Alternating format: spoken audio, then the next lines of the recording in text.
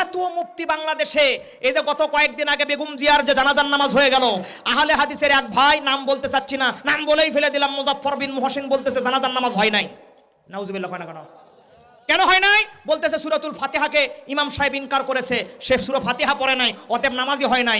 আজকের মাহফিল থেকে বলতে চাচ্ছি মুজাফফর বিন মুহসিন এলেমই নাই।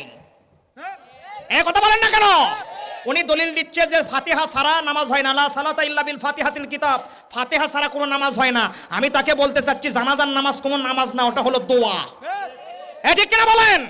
নামাজ ফাতিহা ছাড়া হবে না, রাইট? কিন্তু জানাজাটা ওটা নামাজ নয়, ওটা হলো দোয়া। আপনারা বলবেন দলিল, দলিল হলো নামাজের সামনে কোনো মাইয়াত থাকে না, নামাজের সামনে কোনো মানুষ থাকে, কথা কয় না, নামাজের সামনে মানুষ থাকে, মানুষ সামনে রেখে নামাজ হবে, সেটা জীবিত হোক বা মৃত হোক নামাজ হবে। জানাজার নামাজের সামনে মৃত মাইয়াতকে রাখতে হয় পিছনে, কারণ লিহাজাল মাইয়াতে, এই মাইয়াতের জন্য দোয়া। আমি বলবো ভাই তুমি পড়াশোনা করো।